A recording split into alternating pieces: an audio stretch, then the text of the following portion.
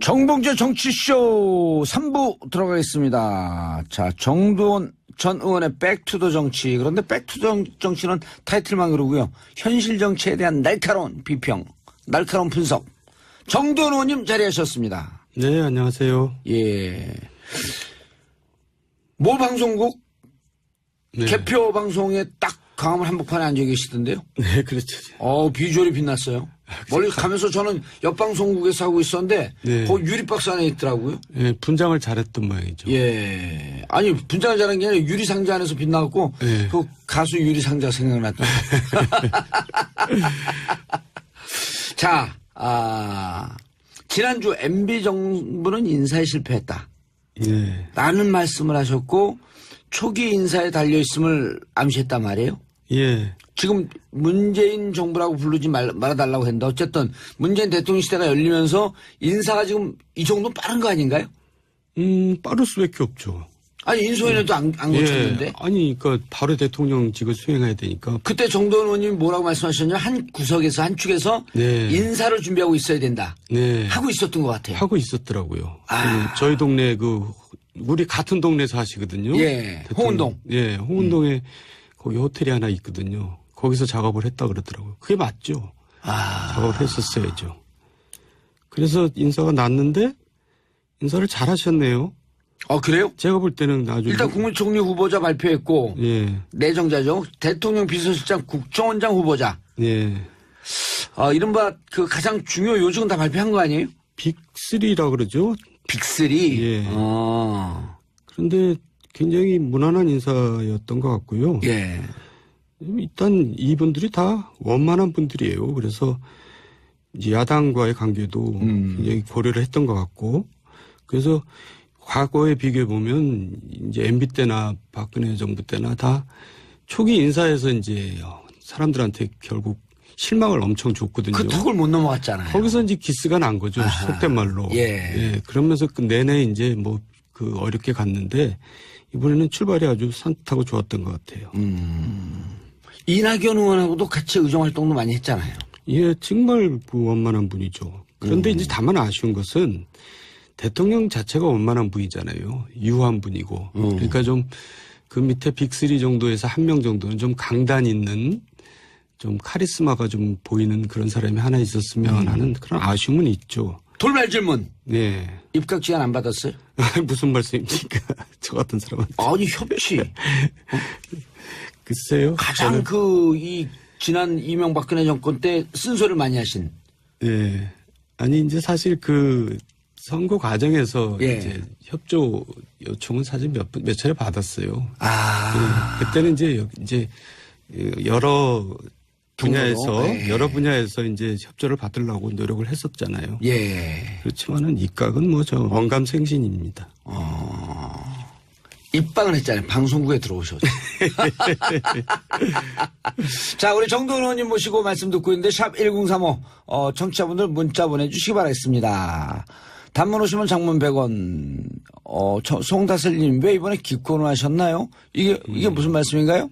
지난번 이제 개표 방송 때. 투표 안 하신다고 진짜 안 하셨어요? 예, 제가 이제 그때 앵커가 투표하고 오셨죠? 그래서 제가 저 기권했습니다. 그랬더니 앵커가 갑자기 당황하더라고요. 예, 제가 당황했어요. 예, 그래갖고 이제 실검 1위도 올라가고 이제 비난도 많이 받고 그랬는데 사실 투표를 안 했거든요. 예. 왜 안 했냐면 제 성에 차는 후보가 없었어요. 그러니까 제가 억지로 할 수는 없잖아요. 그래서 투표를 고민하다가 기권했는데 2012년도에 했잖아요. 그때도 가운데다 찍었어요. 가운데다. 네, 박근혜 대통령 차마 제가 너무 잘하기 때문에 찍을 수가 없어서 그냥 제가 무효표를 만들어버렸죠. 국회의원이 투표장에 안 갈 수도 없잖아요. 근데 가서 차마 한나라당 의원이지만 한나라당 후보를 찍을 수가 없었어요. 이분이 대통령이 되면 어떻게 될 거라는 게 제가 뻔히 알고 있었거든요. 탄핵될 거라는 건 뻔히 알고 계셨기 때문에. 하여간 끝까지 못 갈 거라고 저는 생각을 했어요. 그래서 제가 차마 못 찍고 그냥 가운데다 찍고 말았는데 이번에도 투표를 안 하고 왔는데 그렇게 물어보는데 이렇게 대답할 수가 없잖아요. 그래서 사실대로 얘기를 한 거고. 그래서 제가 늘 진실을 말할 때가 가장 위험할 때라고 얘기하잖아요. 근데 이제 거짓말은 할 수가 없었고. 그리고 애들로서 할 수 없는 그런 질환이 있다고. 그리고 또 기권도 일종의 권리 아니겠어요? 하여간 뭐 자랑스러운 일은 아닙니다. 그렇죠. 네. 자, 국회와의 협치, 야당과의 협치를 계속 강조해요. 그리고 저는 이제 궁금한 게 처음 광화문에 나와서 2분 정도 간단하게 인사말을 했는데 그 메시지가 중요하다고 우리가 예의주시하고 있었거든요. 네. 그건 어떻게 보셨어요? 그것도 메시지도 좋았고요. 그러니까 이제 준비를 의외로 많이 하셨더라고요. 왜냐하면 당선이 유력시 됐었잖아요. 예. 사실 이번 선거는 사실 어떻게 보면 싱거운 선거였거든요. 2007년도 이명박 대통령 될 때하고 비슷한 네, 그때, 반대 상황. 예, 그때 비슷했죠. 그러니까 이제 본인으로서는 당연히 준비를 했었어야 하고 예. 잘 했던 것 같아요. 그러니까 메시지도 좋았고요. 어쨌든 출발이 좋으니까 기대가 큽니다. 야당들 반응이 네. 선뜻 세게 못 나와요. 못 나가죠. 그리고 왜냐하면, 예. 당선되자마자 야당을 다 방문했어요. 예, 이것도 좀 의외 아니에요? 그것도 잘하신 거고요. 이제 그리고 또 어차피 협치를 할 수밖에 없잖아요. 구조가 의회 예. 구조가. 그러니까 연정은 선택이고 협치는 필수다 이렇게 말이 나오는데 연정은 선택이고 협치는 필수다. 그래서 본인 이제 국정 운영을 위해서도 그렇게 할 수밖에 없는 거고 잘하신 거고요. 예. 어쨌든 그 야당과의 이제 협치가 앞으로 국정 운영의 성패를 좌우할 것 같아요. 청취자분들이 이 대목에서 질문이 들어옵니다. 네. 연정과 협치 차이가 도대체 뭡니까? 연정은 정식으로 내각을 나누는 거고요. 예. 협치는 이제 사안별로 이제 연대를 하는 거죠. 한두 명 장관을 또 임명할 수도 있잖아요. 그런 거를 연정이라고 그건 그러죠. 연정으로 가는 예, 건가요? 그러면서 이제 그 당끼리 아주 예. 구체적으로 이제 협약서를 맺습니다. 연정일 경우에. 예, 법안까지도 이런 법안을 만들고 어떤 방식으로 만들고. 근데 독일이 연정의 이제 아주 대표적인 국가잖아요. 그 연정할 때 아주 그냥 수백 페이지에 이르는 합의문을 만듭니다. 이제 그게 연정이고요. 협치는 그보다 좀 느슨하죠, 아무래도. 근데 지금 통합정부를 추진한다고 했는데 사실 좀 애매해요. 그게 무슨 말인지. 그러니까 이제 제가 볼 때는 야당 인사가 아니라 야권 인사 출신도 많이 입각이나 예. 정부 이제 이 자리에 배려를 하겠다 그런 뜻으로 비춰지는데 예. 좀 느슨하죠. 애매하고요. 그럼 제가 아까 질문한 게 정답이네요. 어떻게 정돈 의원님께 입각 제안한다면 이건 협치의 한 그 모양 아닌가요? 설령 그런 일이 생각이 있다 하더라도 지금 그렇게 말씀하시는 건 방해하는 겁니다. 그렇죠? 지금 방해하려고 그랬는데 포항처럼 방송 못 나오시잖아요. 교묘한 수를 썼네 내가 쓰다 보니까. 자 0090님 저는 바른정당에서 정돈 의원한테 연락할 거라고 생각했는데 곧 연락 오실 거예요. 그때 예스 해주세요. 말씀 고맙습니다. 예, 아직 답변 안 했었습니다. 이럴 땐, 자, 이현진님, 2년 전 추석 때 홍제역에서 아이스 커피 드린 홍제동 주민입니다. 방송 잘 듣고 있습니다. 그러셨구나. 자, 조국 교수를 우리가 앞서 얘기를 많이 나눴기 때문에 얘기를 안 하려고 그랬는데 어쨌든 조국 교수는 검찰 개혁이라고 하도록 가장 많은 얘기를 했던 사람이고 네. 검찰 실질적인 실무 경험은 없어서 우려 반 기대 반 하는데 정도원 의원님 어떻게 보세요? 저도 오면서 방송을 들었는데요. 예.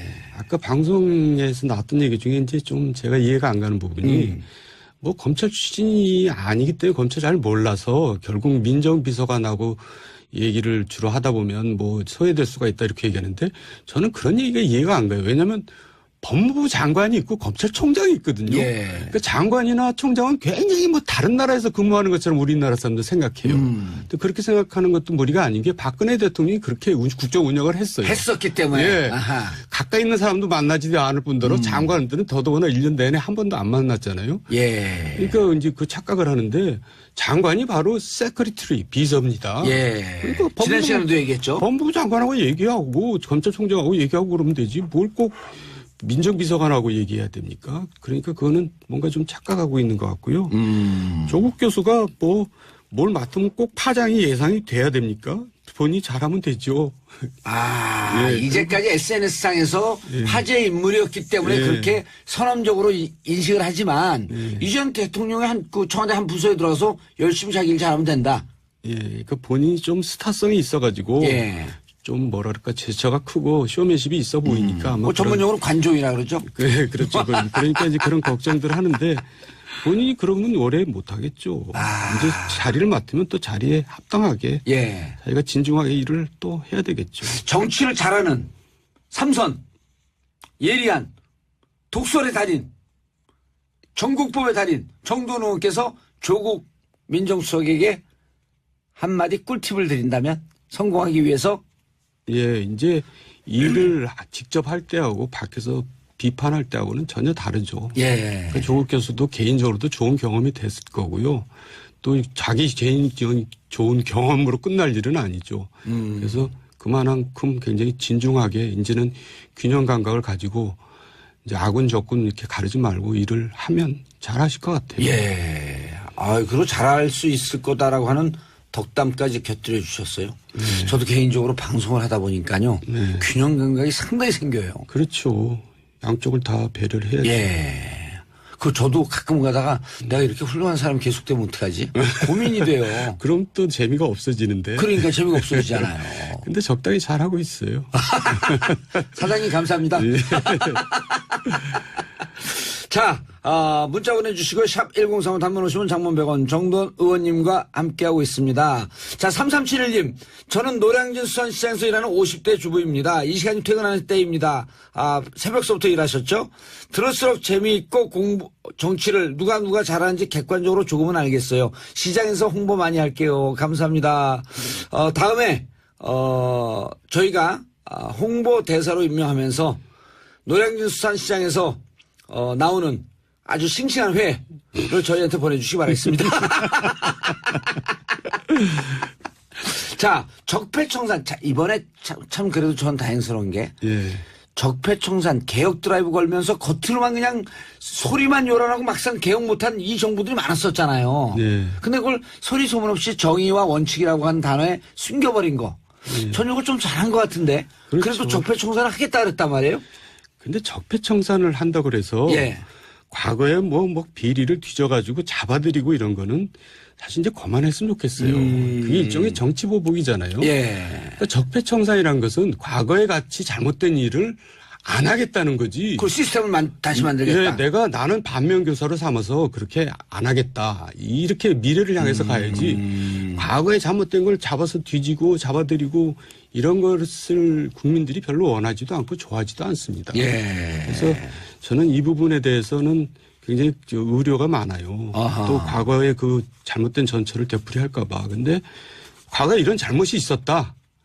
나는 안 하겠다. 이제 그게 적폐청산의 진정한 올바른 모습이다. 방향이라고 예. 생각합니다. 그런데 이제 2014년에 좁은 곳에서 홀로 공부하시다가 네. 무상급식도 받고 네. 나오시자마자 일성이 MB 자원외교 바보 같은 장사다? 이렇게 직원을 알리셔. 이때 이건 무슨 뜻이었었어요? 그러니까 이제 자원 외교란 말 자체가 난센스입니다. 우리가 자원을 이제 들여오기 위해서 가는데 나 사러 간다. 그리고 우리 굉장히 이거 꼭 사야 된다. 그리고 살아가는데 굉장히 중요한 사람이 간다. 대통령형이 간다. 그러면 어떻게 하겠습니까? 물건값이 올라가죠. 예, 이런 바보 같은 장사가 어디 있어요? 이건 교묘하게 은근슬쩍 장사를 해야죠. 그리고 자원외교에는 국제 브로커들이 반드시 붙습니다. 그래가지고 거기서 뭔가 사기가 난무하거든요. 예.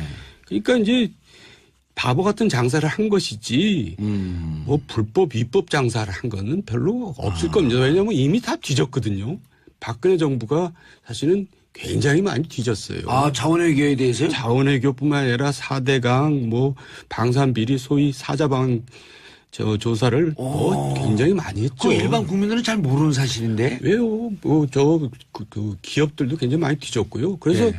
결국 뒤지다가 이제 결국 뭐 국정감사도 여러 번 했고 4대강에 대해서는 또 감사원 감사도 여러 번 했고 그런데 뚜렷한 게 뭐 나온 게 없어요. 그러니까 문제가 없었다기보다도 문제를 찾으려고 그랬는데 발견을 못했을 수도 있죠. 뭐 근데 어쨌든 새롭게 뭐 이거를 조사한다 그래서 저는 뭐 나올 거라고 보지 않아요. 그러니까 오히려 안 하는만 못하죠. 쉴드 치시는 건 아니고. 예, 그러지 않습니다. 그리고 이제 마지막으로 그 포스코 조사를 하면서 참 안 된 얘기지만 이상득 전 의원께서 이제 또 1년 3개월 실형을 선고받았거든요. 법정 구속은 안 됐지만 그럴 정도까지 뒤졌어요. 그래서 결국은 뒤지고 그래가지고 한번 처리를 받으신 분을 또 다시 이렇게 지금 굉장히 연로하시고 몸도 안 좋으신데 그럴 정도로 뒤졌죠. 지금 들어가 있나요? 아니요. 나왔죠, 법정 구속은 안 됐죠. 법정 구속은 안 되고. 그러니까 새로운 다른 건으로 이제 그렇게 조사를 받았는데 그럴 정도로 철저하게 조사를 했습니다. 박근혜 정부가 굉장히 정치를 많이 했죠. 자, 김세현님 질문 들었어요. 그래도 잘못을 받으면 처벌을 받아야 하는 거 아닌가요? 최세현님, 과거를 덮고 가니까 계속 친일 기득권이 득세하는 거라고 생각합니다. 자, 이 부분에 대해서 어떻게 생각하세요? 그러니까 충분히 박근혜 정권에서 전임 정부에 대해서 샅샅이 털었고 처벌받을 만큼 받았다. 예. 아니, 그러니까 저는요. 잘못을 봐주자는 게 아니에요. 잘못이 드러나면 처벌을 해야죠. 그런데 그걸 그냥 막 대대적으로 전면적으로 국가가 정말 할 일이 많은데 거기에 많은 국력을 낭비할 필요는 없다 이런 하기는 분명히 하되 그걸 뭐 그냥 손하고 요란스럽게 하지 말고 일반적으로 하면 됩니다. 일반적으로. 일반 사건처럼 하면 됩니다. 그래 아까 자원회계 할 때 저는 참 이게 공감이 가는 게 MB 자원회계 바보 같은 장사다. 막 산다고 그냥 이 설레발을 떨면 물건값이 올라가잖아요. 저거 없으면 우리 난리 난다 우리 경제. 돈 중에 제일 무서운 돈이 무슨 돈인 줄 아세요? 이거 돈 벌러 가는 거 아니에요. 그렇죠. 돈 중에 제일 무서운 돈이 슬그머니. 아재 개그 무슨 개그 아재 개그. 아유 우리 밖에서 PD님 돌아가시네. 이래서 우리가 장사를 하는 것을 쇼만 냈지 실제로 남는 장사는 안 하고 손해보는 장사만 했다. 그리고요 이제 제가 비화 아닌 비화인데요. 이제 정치보복을 누가 또 많이 했냐면 우병우 전 수석이 많이 했습니다. 왜냐하면 이분이 MB 때 물을 먹은 사람이거든요. 그렇죠. 검사장 진급을 못했죠. 근데 또 MB 때 왜 물을 먹었는지 그 이유를 사실 다른 데서 한번 얘기한 적이 있는데 제가 그걸 잠깐 말씀드리겠습니다. 재밌어요. 우병우 전 수석이 검사 시절에 노무현 전 대통령 수사를 직접 담당했었죠. 직접 했죠. 그러면서 이제 일각에 나온 건 노무현 씨, 당신은 전직 대통령도 사법고시 선배도 아닌 돈을 먹은 불법 피의자로 이 자리에 앉아 있습니다. 본인은 얘기를 안 했다 그러는데 언론은 그렇게 나왔단 말이에요. 모르겠어요. 근데 그것보다도 중요한 것은 이제 구속을 시키려고 한 거예요. 그러니까 당시 MB가 이제 그걸 걱정이 됐죠. 왜냐하면 MB 생각은 이게 이제 조사를 해서 법정에 가면은 법원에서 실형이 나올 가능성이 높은데 그럼 뭐 그때 가서 구속되든지 근데 검찰 단계에서 구속을 시키면 마치 MB가 구속을 시킨 것처럼 되잖아요. 그러니까 내 손에 왜 내가 내 손에 피를 묻히냐. 그러면 굉장히 비난이 일고 역풍이 불게 예상되기 때문에. 이게 실화 스토리 아니에요? 실화입니다. 그래서 이제 그 사람을 MB답게 직접 공식 경로를 통해서 지시를 하면 나중에 드러나니까 사람을 이제 누굴 내세워서 중수부장을 만나게 해서 구속을 하지 마라 이렇게 얘기를 합니다. 그러니까 중수부장이 알았다. 그러다 보면서 다음날 이제 그때 중수부장이 이인규 중수부장 그렇죠. 아니에요? 다음날 전화가 왔는데 그 중간에 있는 사람한테 시간을 좀 줘야겠다. 이제 그 얘기는 뭐냐면 우병우가 말을 안 듣는다는 얘기죠. 그러니까 우병우가 계속 구속시키겠다고 버틴 겁니다. 그러다가 노무현 대통령께서 돌아가셨거든요. 그러니까 MB는 이제 그것 때문에 역풍이 엄청 불었잖아요. 이제 노무현 서거 정국까지 생길 정도로. 그러니까 MB는 우병우가 얼마나 믿겠어요. 그러니까 그다음부터 물을 먹은 거예요. 그리고 이제 우병우가 이제 검찰까지 그만뒀죠. 그리고 이제 최순실을 통해서 들어왔는지 들어와가지고는 2014년에 다시 비서관으로 들어왔단 말이에요. 그때 이제 보복 수사를 굉장히 많이 했죠. 그래서 이상득 씨가 다시 걸린 것도 이제 그런 과정에서 걸린 거고. 야, 이건 처음 나오는 얘기네. 그러니까 다시 조사를 한다는 것은 굉장히 그렇게 낙관적인 건 아니에요. 그렇게 철저히 했어요. 그 MB 정부 때 청와대하고 일정하게 노무현 대통령 수사 때문에 충돌이 있었다가 물을 먹고 2014년에 박근혜 정권 들어와서 민정비서관으로 들어오고 민정수석까지 되면서 요 과정에서 전임 정권에 대해서 약간 보복성으로 탈탈 털었다. 약간이 아니죠. 굉장히 심하게 했어요. 심하게. 그러고 나온 게 여기까지였었다. 그리고 이제 뭐 이상득 뭐 등등 이런 그 사건이 있었던 거고. 알겠습니다. 자, 정도원님과 함께하고 계시고요. 샵 1035 단문 50원 장문 100원 문자 보내주시기 바라겠습니다. 자, 간단하게 이제 워낙 이쪽에 그 전문 분야니까 야당이 된 보수정당, 자유한국당, 그다음 바른정당, 앞으로 운명. 자유한국당은 이제 도로 친박당이 돼버렸어요. 대선 과정을 거치면서. 그러니까 이제 깨지려면 철저히 깨져서 새 출발을 해야 되는데 이렇게 어정쩡한 상태로 복원이 됐기 때문에 저는 미래가 어둡다고 이렇게 보고 있고요. 이제 지방선거니 그다음 총선까지 가려면 지금처럼 가면 안 됩니다. 새롭게 출발해야 되는데 이렇게 지지부진하게 가서는 이제 미래가 없다고 보고요. 바른정당 같은 경우는 지금 굉장히 어렵잖아요. 그러니까 사실 제가 개개인 만나서 얘기 들어보면 국민의당과 같이 하려고 하고 싶어요. 근데 국민의당이 이제 별로 선뜻 내키지 않죠. 근데 제가 볼 때는 국민의당 일부가 이탈을 할 것 같거든요. 정부여당 쪽으로. 그래서 남은 이제 사람들하고 바른정당하고 합쳐서 그야말로 제대로 된 중도 정당이 대한민국에서 이렇게 하나 이제 만들어져서 중도 보수. 중도 보수가 아니라 그야말로 중도죠. 그래가지고 그 정당이 자리를 잡았으면은 우리 정치 발전에 좀 도움이 될 거라고 생각을 해요. 김지현님, 정돈 아저씨, 의원 아저씨, 안녕하세요. 말씀 차분하셔서 늘 듣기 좋아요. 김지현님, 이렇게 되면 제가 나이 바로 판단합니다. 예를 들어 그 정돈 오빠 하면 어느 정도 하는데 아저씨 하면은 30대 초반? 박성균님, 정돈 의원님 말은 끝까지 들어봐야 합니다. 현미밥처럼 꼭꼭 씹어야 하는 어법을 구사하시네요. 현미밥 어투라고요. 아유, 좀 제 표현이 재밌네요. 꼭꼭 씹어야 이해가 되는 어법. 자, 그러면 보수 정당들이 다음 지방선거에서 자유한국당, 바른정당 같이 할 가능성 없을까요? 그렇게 앞으로도? 해야지 그나마 이제 지방선거 치를 수가 있을 겁니다. 지금 상태로는 지방선거 치르기 힘들죠. 참패가 뻔히 보이죠. 그래서 이런 이합집산을 이제 하려고 이제 정계 개편 이제 움직임이 생기겠죠. 근데 빅뱅 정도는 아니고요. 제가 아까 말씀드린 바른정당과 국민의당 그런 합치는 정도가 예상이 되고 또 기대가 됩니다. 알겠습니다. 정돈 전 의원님의 백투더 정치 의원님 인사하시고요. 네, 수고하셨습니다. 나날이 갈수록 내용이 현미밥처럼 꼭꼭 씹어야 이해가 되는 몸에 착착 꽂히는 현미밥 정돈 선생 잘하셨습니다. 감사합니다. 저희는 내일 10시 반에 다시 찾아뵙겠습니다. 정봉재 정치쇼 마치겠습니다. 감사합니다. 정봉재 정치쇼 3부 들어가겠습니다. 자, 정두원 전 의원의 백투더 정치. 그런데 백투더 정치는 타이틀만 그러고요. 현실 정치에 대한 날카로운 비평, 날카로운 분석. 정두원 의원님 자리하셨습니다. 네, 안녕하세요. 모 방송국 개표 방송에 딱 광화문 한복판에 앉아 계시던데요. 네, 그렇죠. 비주얼이 빛났어요. 멀리 가면서 저는 옆 방송국에서 하고 있었는데 거기 유리박스 안에 있더라고요. 분장을 잘했던 모양이죠. 아니 분장을 잘한 게 아니라 유리상자 안에서 빛나고 그 가수 유리상자 생각났다. 자, 지난주 MB 정부는 인사에 실패했다. 라는 말씀을 하셨고 초기 인사에 달려있음을 암시했단 말이에요. 지금 문재인 정부라고 부르지 말아달라고 했는데 어쨌든 문재인 대통령 시대가 열리면서 인사가 지금 이 정도 빠른 거 아닌가요?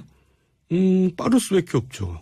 아니 인수위원회도 안 거쳤는데. 아니 그러니까 바로 대통령직을 수행해야 되니까. 그때 정도원 의원님이 뭐라고 말씀하셨냐면 한 구석에서 한 축에서 인사를 준비하고 있어야 된다. 하고 있었던 것 같아요. 하고 있었더라고요. 저희 동네 우리 같은 동네에서 하시거든요. 홍은동. 홍은동에 거기 호텔이 하나 있거든요. 거기서 작업을 했다 그러더라고요. 그게 맞죠. 작업을 했었어야죠. 그래서 인사가 났는데 인사를 잘 하셨네요. 그래요? 제가 볼 때는 나중에. 일단 국무총리 후보자 발표했고. 내정자죠. 대통령 비서실장 국정원장 후보자. 이른바 그 가장 중요 요직은 다 발표한 거 아니에요? 빅3라 그러죠. 빅3? 그런데 굉장히 무난한 인사였던 것 같고요. 일단 이분들이 다 원만한 분들이에요. 그래서 이제 야당과의 관계도 굉장히 고려를 했던 것 같고, 그래서 과거에 비교해 보면 이제 MB 때나 박근혜 정부 때나 다 초기 인사에서 이제 사람들한테 결국 실망을 엄청 줬거든요. 그 턱을 못 넘어갔잖아요. 거기서 이제 기스가 난 거죠. 아하. 속된 말로. 예. 그러면서 그 내내 이제 뭐 그 어렵게 갔는데 이번에는 출발이 아주 산뜻하고 좋았던 것 같아요. 이낙연 의원하고도 같이 의정 활동도 많이 했잖아요. 예, 정말 그 원만한 분이죠. 그런데 이제 다만 아쉬운 것은 대통령 자체가 원만한 분이잖아요. 유한 분이고. 그러니까 좀 그 밑에 빅3 정도에서 한 명 정도는 좀 강단 있는 좀 카리스마가 좀 보이는 그런 사람이 하나 있었으면 하는 그런 아쉬움은 있죠. 돌발 질문. 네. 입각 지원 안 받았어요? 무슨 말씀입니까? 저 같은 사람한테. 아니, 협치. 글쎄요. 가장 이 지난 이명박근혜 정권 때 쓴소리를 많이 하신. 예. 아니, 이제 사실 그 선거 과정에서 예. 이제 협조 요청은 사실 몇 차례 받았어요. 아. 예. 그때는 이제 여러 분야에서 경로로? 예. 여러 분야에서 이제 협조를 받으려고 노력을 했었잖아요. 예. 그렇지만은 입각은 뭐 저 언감생신입니다. 입방을 했잖아요. 방송국에 들어오셔서. 자, 우리 정도원 의원님 모시고 말씀 듣고 있는데 샵 1035 청취자분들 문자 보내주시기 바라겠습니다. 단문 오시면 장문 100원. 송다슬님 왜 이번에 기권을 하셨나요? 이게 무슨 말씀인가요? 아, 지난번 이제 그 개표 방송 때. 투표 안 하신다고 진짜 안 하셨어요? 예, 제가 이제 그때 앵커가 예. 투표하고 오셨죠? 그래서 제가 아니 저 기권했습니다. 그랬더니 앵커가 갑자기 당황하더라고요. 예, 제가 당황했어요. 예, 그래갖고 이제 실검 1위도 올라가고 어허. 뭐 이제 비난도 많이 받고 그랬는데 사실 투표를 안 했거든요. 예. 왜 안 했냐면 제 성에 차는 후보가 없었어요. 그러니까 제가 억지로 할 수는 없잖아요. 아. 그래서 투표를 고민하다가 기권했는데 2012년도에 했잖아요. 그때도 그 가운데다 찍었어요. 아, 가운데다. 네, 박근혜 대통령 차마 제가 너무 잘하기 때문에 찍을 수가 없어서 어허. 그냥 제가 무효표를 만들어버렸죠. 국회의원이 투표장에 안 갈 수도 안 갈 수는 없잖아요. 없잖아요. 근데 가서 차마 한나라당 의원이지만 한나라당 후보를 찍을 수가 없었어요. 이분이 대통령이 되면 어떻게 될 거라는 게 제가 뻔히 알고 있었거든요. 탄핵될 거라는 건 뻔히 알고 계셨기 때문에. 하여간 끝까지 못 갈 거라고 저는 생각을 했어요. 그래서 제가 차마 못 찍고 그냥 가운데다 찍고 말았는데 이번에도 투표를 안 하고 왔는데 그렇게 물어보는데 네, 뭐 이렇게 대답할 수가 없잖아요. 그래서 사실대로 얘기를 한 거고. 예. 그래서 제가 늘 진실을 말할 때가 가장 위험할 때라고 얘기하잖아요. 예. 근데 이제 거짓말은 할 수가 없었고. 그리고 애들로 살 수 없는 그런 질환이 있다고. 그리고 또 그 기권도 일종의 권리 아니겠어요? 예. 하여간 뭐 자랑스러운 일은 아닙니다. 그렇죠. 네. 자, 국회와의 협치, 야당과의 협치를 계속 강조해요. 그리고 저는 이제 궁금한 게 처음 광화문에 나와서 2분 정도 간단하게 인사말을 했는데 그 메시지가 중요하다고 우리가 예의주시하고 있었거든요. 네. 그건 어떻게 보셨어요? 그것도 메시지도 좋았고요. 그러니까 이제 준비를 의외로 많이 하셨더라고요. 왜냐하면 당선이 유력시 됐었잖아요. 예. 사실 이번 선거는 사실 어떻게 보면 싱거운 선거였거든요. 2007년도 이명박 대통령 될 때하고 비슷한 네, 그때, 반대 상황. 예, 그때 비슷했죠. 그러니까 이제 본인으로서는 당연히 준비를 했었어야 하고 잘 예. 했던 것 같아요. 그러니까 메시지도 좋았고요. 어쨌든 출발이 좋으니까 기대가 큽니다. 야당들 반응이 네. 선뜻 세게 못 나와요. 못 나가죠. 그리고 왜냐하면, 예. 당선되자마자 야당을 다 방문했어요. 예, 이것도 좀 의외 아니에요? 그것도 잘하신 거고요. 이제 그리고 또 어차피 협치를 할 수밖에 없잖아요. 구조가 의회 예. 구조가. 그러니까 연정은 선택이고 협치는 필수다 이렇게 말이 나오는데. 연정은 선택이고 협치는 필수다. 그래서 본인 이제 국정 운영을 위해서도 그렇게 할 수밖에 없는 거고 잘 하신 거고요. 예. 어쨌든 그 야당과의 이제 협치가 앞으로 국정 운영의 성패를 좌우할 것 같아요. 청취자분들이 이 대목에서 질문이 들어옵니다. 네. 연정과 협치 차이가 도대체 뭡니까? 연정은 정식으로 내각을 나누는 거고요. 예. 협치는 이제 사안별로 이제 연대를 하는 거죠. 한두 명 장관을 또 임명할 수도 있잖아요. 그런 거를 연정이라고 그건 그러죠. 연정으로 가는 예, 건가요? 그러면서 이제 그 당끼리 아주 예. 구체적으로 이제 협약서를 맺습니다. 연정일 경우에. 예, 법안까지도 이런 법안을 만들고 어떤 방식으로 만들고. 근데 독일이 연정의 이제 아주 대표적인 국가잖아요. 그 연정할 때 아주 그냥 수백 페이지에 이르는 합의문을 만듭니다. 이제 그게 연정이고요. 협치는 그보다 좀 느슨하죠, 아무래도. 근데 지금 통합정부를 추진한다고 했는데 사실 좀 애매해요. 그게 무슨 말인지. 그러니까 이제 제가 볼 때는 야당 인사가 아니라 야권 인사 출신도 많이 좀 입각이나 예. 정부 이제 이 자리에 배려를 하겠다 그런 뜻으로 비춰지는데 예. 좀 느슨하죠. 애매하고요. 그럼 제가 아까 질문한 게 정답이네요. 어떻게 정돈 의원님께 입각 제안한다면 이건 협치의 한 그 모양 아닌가요? 설령 그런 일이 생각이 있다 하더라도 지금 그렇게 말씀하시는 건 방해하는 겁니다. 그렇죠?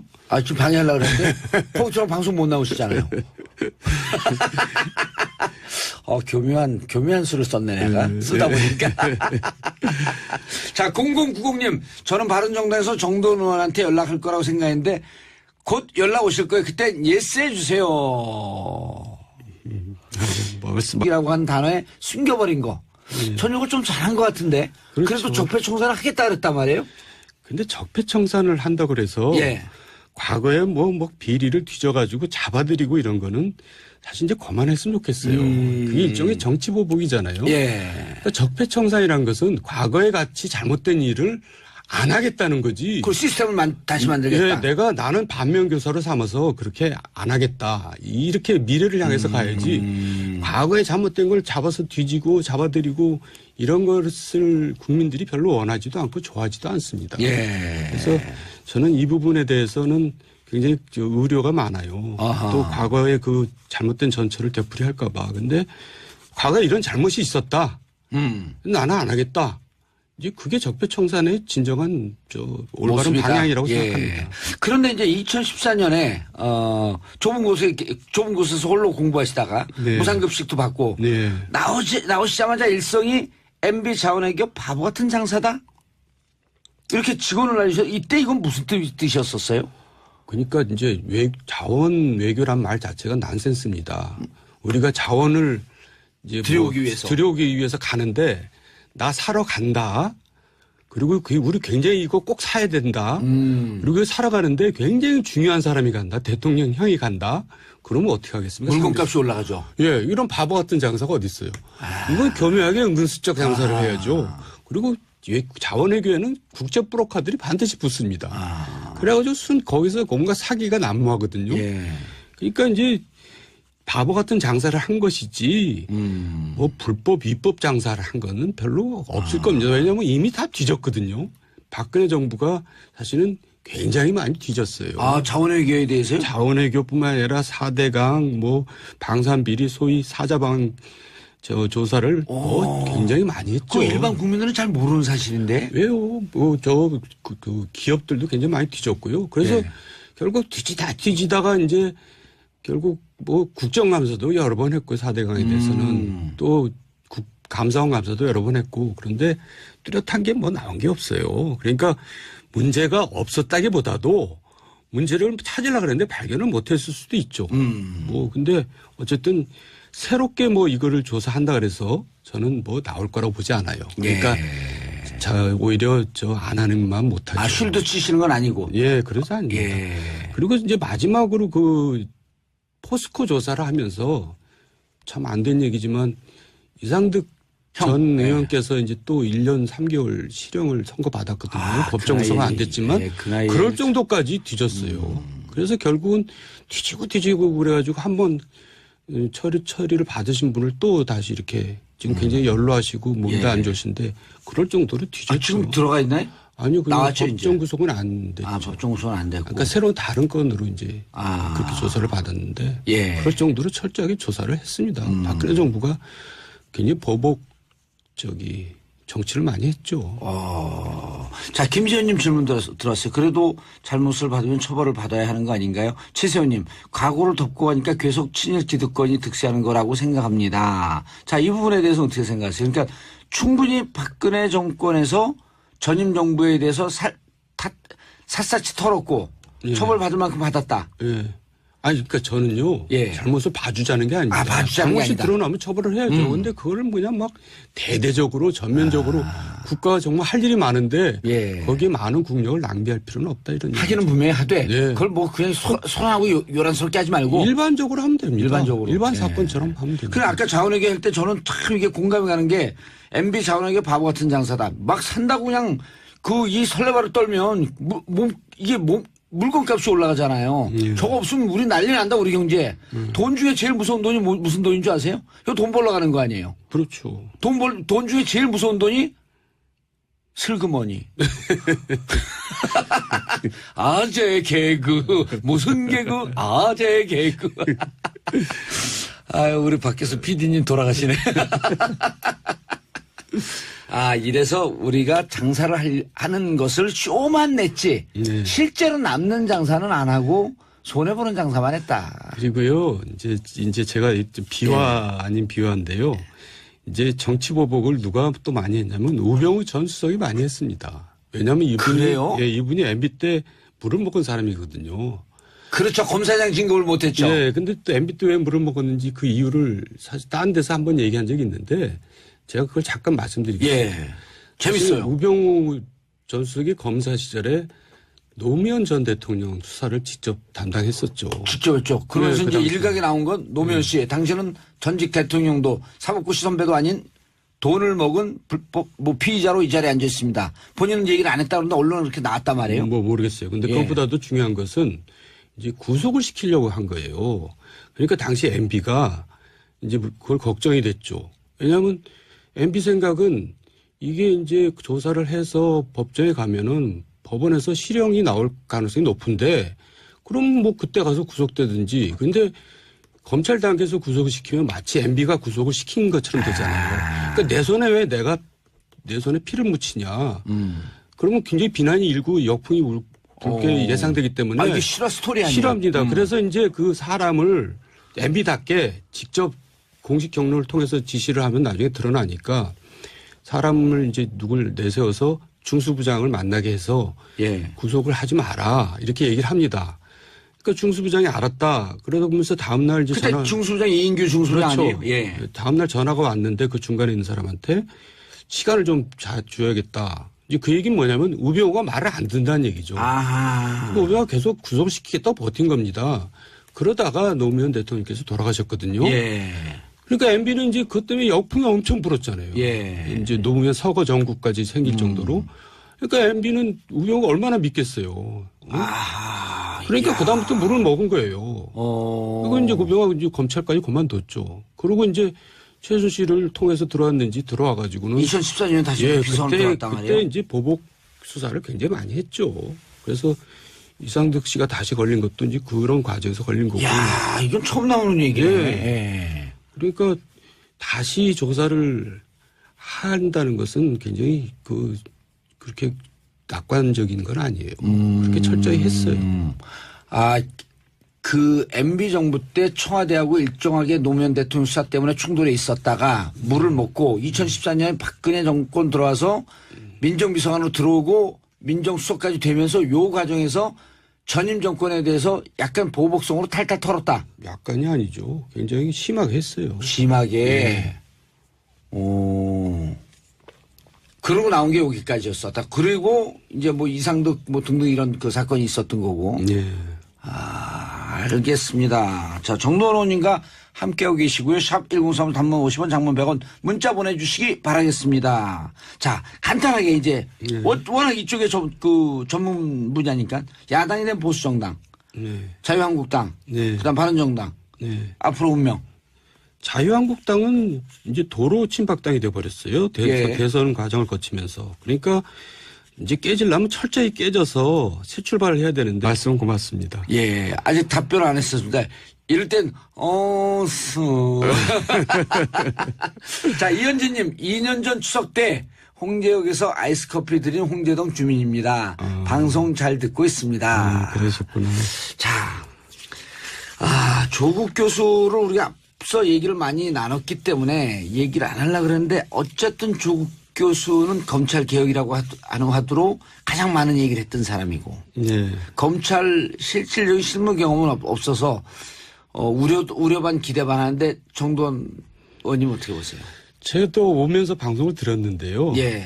아까 방송에서 나왔던 얘기 중에 이제 좀 제가 이해가 안 가는 부분이 뭐 검찰 출신이 아니기 때문에 검찰 잘 몰라서 결국 민정비서관하고 얘기를 주로 하다 보면 뭐 소외될 수가 있다 이렇게 얘기하는데 저는 그런 얘기가 이해가 안 가요. 왜냐하면 법무부 장관이 있고 검찰총장이 있거든요. 예. 그러니까 장관이나 총장은 굉장히 뭐 다른 나라에서 근무하는 것처럼 우리나라 사람들 생각해요. 근데 그렇게 생각하는 것도 무리가 아닌 게 박근혜 대통령이 그렇게 국정 운영을 했어요. 했었기 때문에. 예. 아하. 가까이 있는 사람도 만나지도 않을 뿐더러 장관들은 더더구나 1년 내내 한 번도 안 만났잖아요. 예. 그러니까 이제 그 착각을 하는데 장관이 바로 세크리터리 비서입니다. 예. 그러니까 지난 시간에도 얘기했죠. 법무부 장관하고 얘기하고 검찰총장하고 얘기하고 그러면 되지. 뭘 꼭 민정비서관하고 얘기해야 됩니까? 그러니까 그거는 뭔가 좀 착각하고 있는 것 같고요.